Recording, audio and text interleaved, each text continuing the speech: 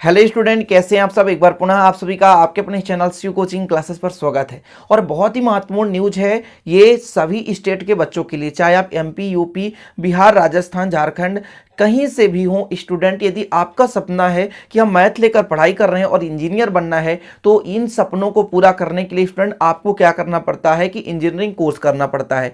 इसके लिए स्टूडेंट आपको एंट्रेंस एग्जाम देना होता है जेईई का। जेईई मेंस और एडवांस क्या होता है इसके बारे में भी मैं पूरा डिटेल आपको अलग से वीडियो में प्रोवाइड करा दूंगा। बस अभी एक छोटा सा वीडियो बनाने का मकसद ये है प्यारे भाइयों कि आप लोग अभी फॉर्म अप्लाई कर लें, क्योंकि स्टूडेंट यदि आप 12th में पढ़ रहे हैं तो आपको 1 साल यहाँ और 12th के बाद 2 साल आपको चांस दिया जाता है। कुल मिलाकर के 12th के बाद 2 साल चांस रहता है और 12th सहित 3 साल। यदि आप 12th में इस एग्जाम को नहीं भी देंगे तो आगे चलकर भी आप एग्जाम नहीं दे पाएंगे। इसलिए आपको टोटल अटेम्प्ट मतलब 3 साल, अर्थात 1 साल में 2 बार एक कंडक्ट कराया जाता है ना, एग्जाम 2 बार होता है। टोटल आप 6 अटेम्प्ट दे सकते हैं, वो भी 3 साल के अंदर। यदि आप नहीं दे पाएंगे स्टूडेंट तो आपका समय निकल जाएगा। फिर आपको सोचेंगे कि 12वीं के बाद 5 साल तैयारी कर लें, ऐसा नहीं होता है। 12वीं के बाद केवल 2 ही साल आपको समय दिया जाता है। इसलिए आप लोग जिनको भी इंटरेस्ट है, जो भी मैथ सब्जेक्ट से पढ़ाई कर रहे हैं, फिजिक्स, केमिस्ट्री, मैथ उनमें है, जो तैयारी कर रहे हैं वाकई में जेईई का, और जेईई मेंस पहले पेपर होता है, फिर उसमें सेलेक्टेड बंदे लगभग 1,50,000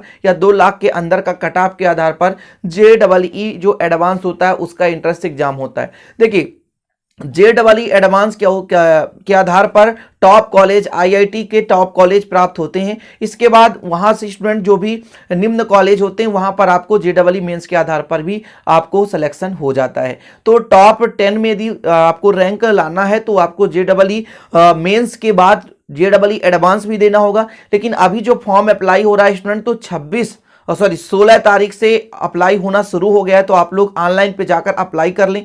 किसी भी स्टेट से हो आप, सभी स्टेट के लिए केंद्रीय मतलब शिक्षा विभाग द्वारा ये टेस्ट लिया जाता है, समझ रहे हैं ना। जेईई का जो एग्जाम होता है वो सेंट्रल का है, इसलिए आप लोग ये मत सोचना कि एमपी के लिए विशेष तौर से है या सीजी के लिए, कहाँ के लिए।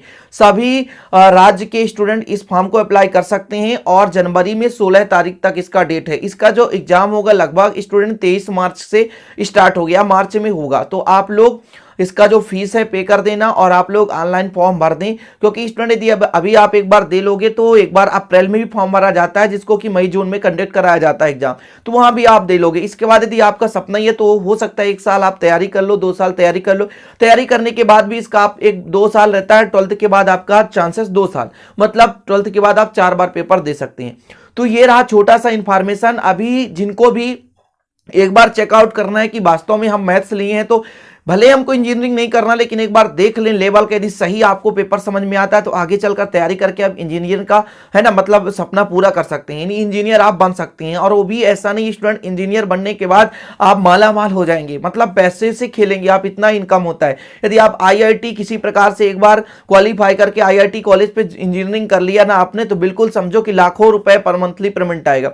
यहाँ तक कि विदेश के यदि सपना हो गया तो लाख की तो बात ही छोड़ दो यार, है ना, मर्सिडीज कार में चलोगे आप लोग। तो ये थोड़ा सा मजाक है, रियलिटी ये सच है। यदि आप आईआईटी कर ली, अधिकांशतः आईएएस एग्जाम निकालने वाले बंदे आईआईटीएन होते हैं। क्यों? क्योंकि उनका मल्टी टैलेंट बंदे होते हैं, उनका दिमाग जो मल्टी टैलेंट होता है, समझ रहे हैं। अपन लोगों से बहुत फास्ट होता है। अपन लोग तो बीएससी करके और कुछ इधर उधर करके तैयारी करके पढ़ा रहे हैं और आगे चल रहा है तैयारी। लेकिन स्टूडेंट यदि आप एक प्रकार से आईआईटी कोर्स कंप्लीट कर लेते हैं, यदि फाइट करके पूरा आईआईटी, बीटेक, एमटेक पूरा कंप्लीट हो जाता है स्टूडेंट, तो ध्यान रखिएगा एक आप मल्टी टैलेंट बंदे कहलाएंगे और आप किसी भी एंट्रेंस एग्जाम को आसानी से क्वालिफाई कर पाएंगे। सिविल सर्विसेज की तैयारी करना चाहते हैं जो बंदे, तो ऐसा नहीं है, बहुत सारे बंदे आईआईटी करने के बाद भी सिविल सर्विसेज की तैयारी करते हैं। वो एंट्रेंस एग्जाम के साथ साथ मतलब अदर भी स्टेट की तैयारी करते रहते हैं और इंजीनियर नहीं बनते हैं। तो आप ऐसा मत समझना कि इंजीनियर बनने के लिए ही केवल इस कोर्स को करा जाता है। तो ये छोटा सा इंफॉर्मेशन अब इसलिए क्योंकि आप लोग फॉर्म अप्लाई कर लें, आप लोगों का डेट ना चूकने पाए। कई बच्चे जान नहीं पाते हैं कि कब फॉर्म आया,